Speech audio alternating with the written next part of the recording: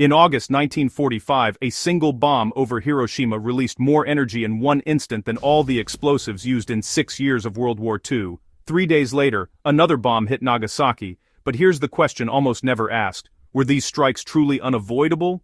Or were they the first shots of the Cold War? Let's break down what really happened, why it happened, and why it still shapes global security today.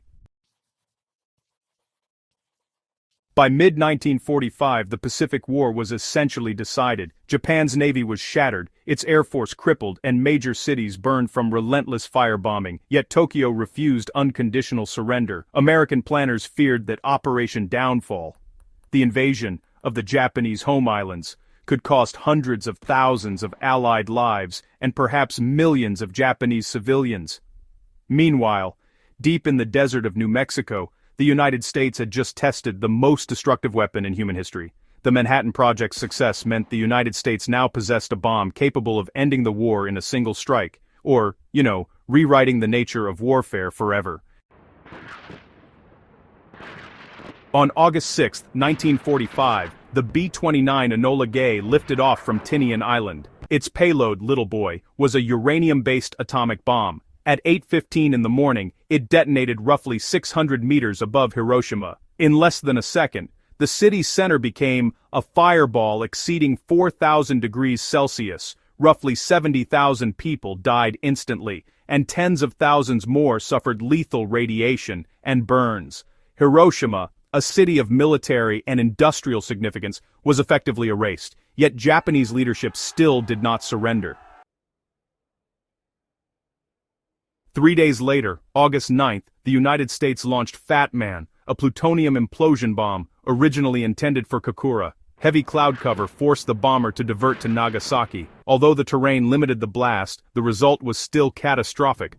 Massive destruction across the Urakami Valley and tens of thousands killed. Here's one often overlooked detail. On the same day as the Nagasaki bombing, the Soviet Union launched a full-scale invasion of Japanese-occupied Manchuria.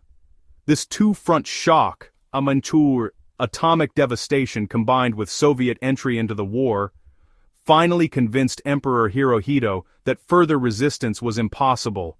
On August 15th, Japan announced its surrender.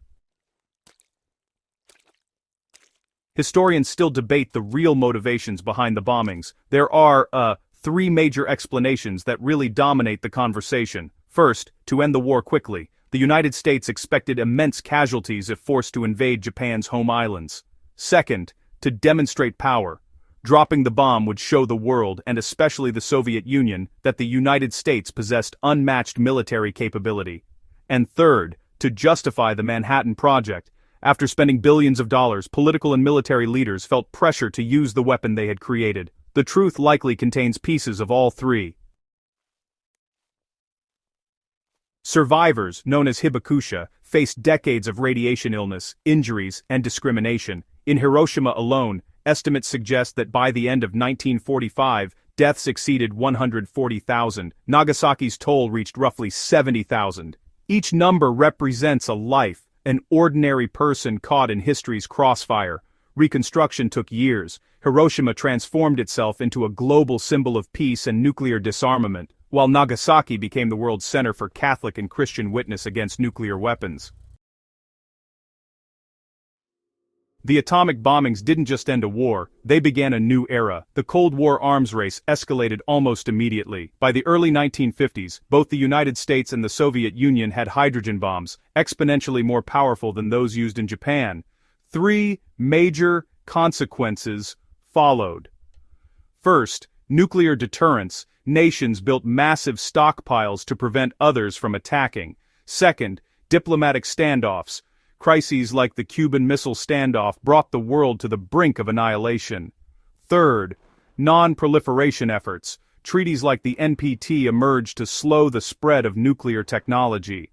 The world still lives with the logic born in 1945.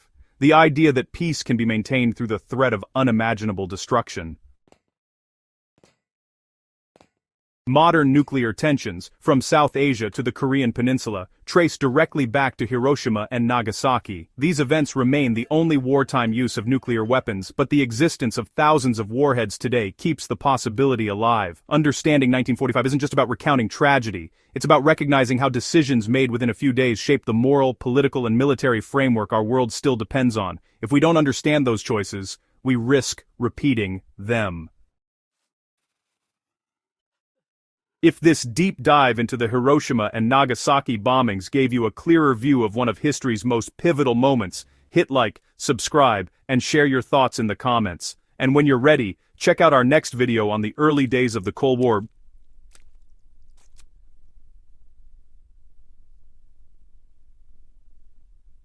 Setsanthurstien sign this byte bo burkinin.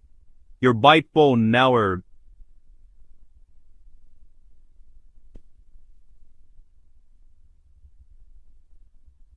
under the shadow of the mushroom cloud.